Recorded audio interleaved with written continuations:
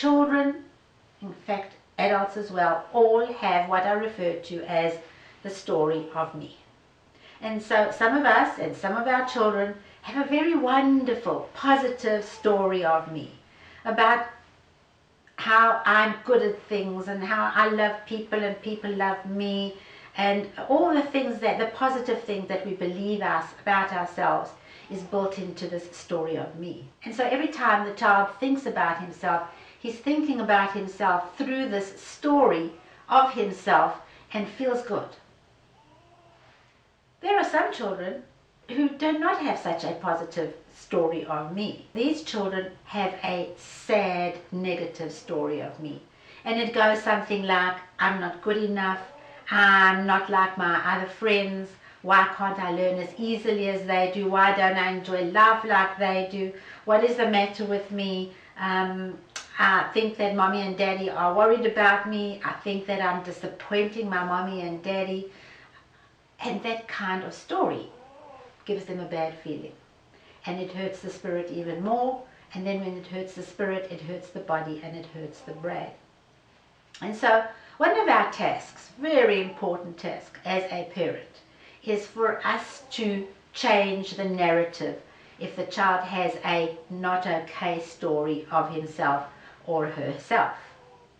And even for children who have a positive story, this is a wonderful exercise simply for taking ownership of who I am. How do we use the positive identity builder?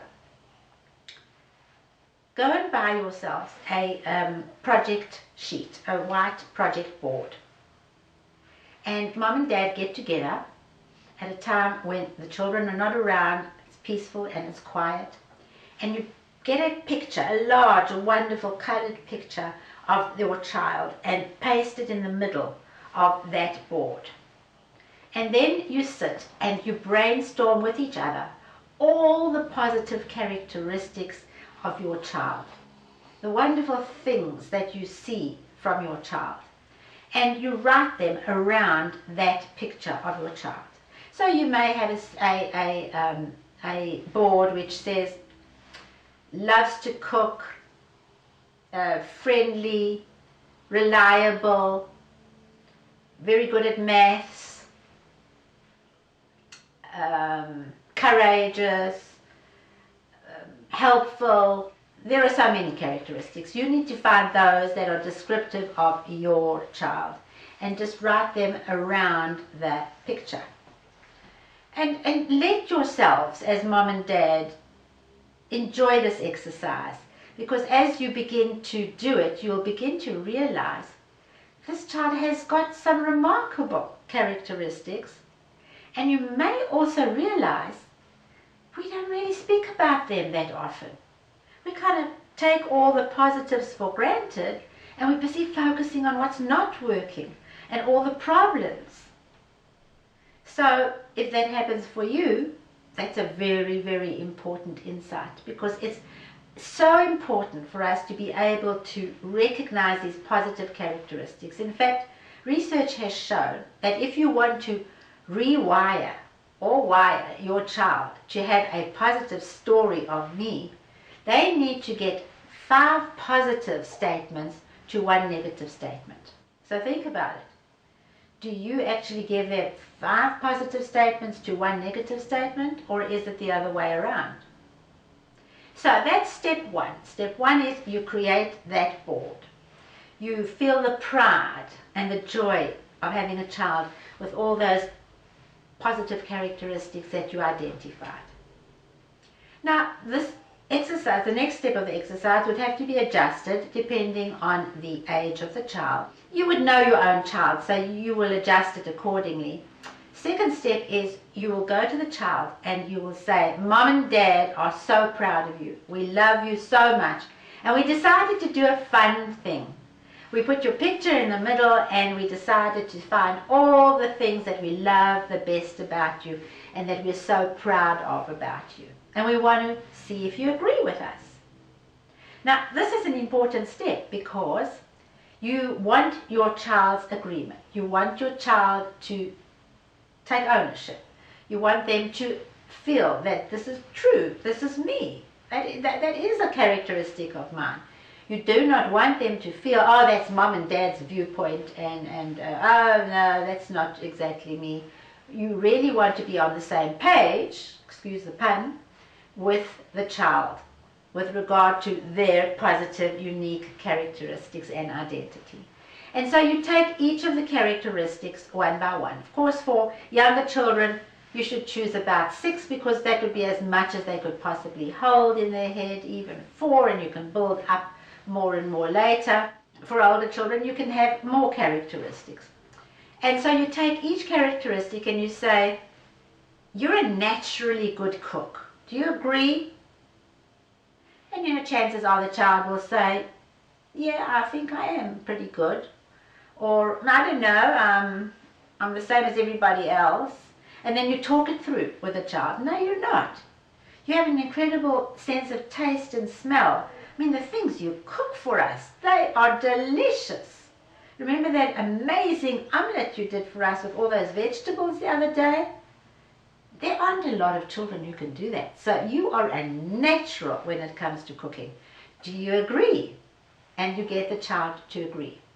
Now, once again, remember we're talking about rewiring or wiring the child. And here we're wanting the child to take ownership of his characteristics. And research shows that if you want that to happen, if you want them to wire this into their being, they need to hold on to the good feeling for at least 20 seconds.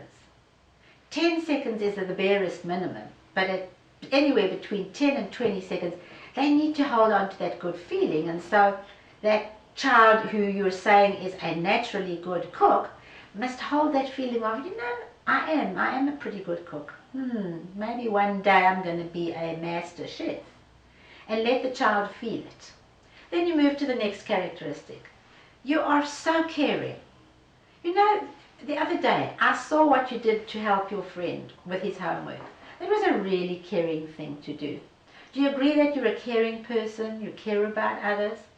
Again, get agreement. If there isn't agreement, show the child the examples of how you see that child to be caring until they say, I actually am caring, and able to hold on to that positive feeling of being a person that is caring.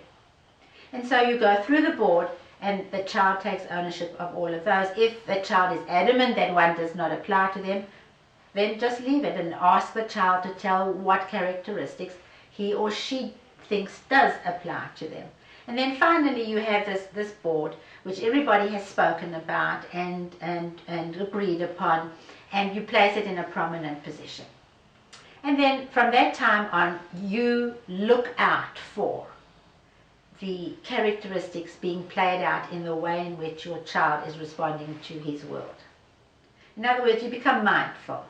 And you you keep watching what the child is doing, and every time you see one of these characteristics coming to life in the way the child is responding, or what something the child is doing, you remark upon it. The rule here is see it, feel it, and speak about it. So when you see the child doing that, make note that you have seen it.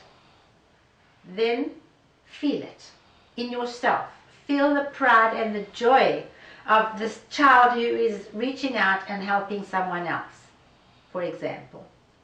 Feel the pride and the joy, and then speak about it. Put words to it and say, I really love the way you did that with your sister this morning. She was struggling to get ready for school and you helped her. So look out for those positive characteristics as they come to life, see it, feel the joy of it, and then speak about it. And as the weeks and the months go by, if you notice other characteristics, add it to the board. Write it in and speak about it. And perhaps every time you put the child to bed at night. I like to put this in a prominent position, but I also like to have it in the child's bedroom. So it's the last thing that they see before they go to sleep. That's me. And you can, before kissing them goodnight, say, so tell me about one of these things that you did today. And once again, you get them to take ownership of this wonderful, unique talented, special person that they are.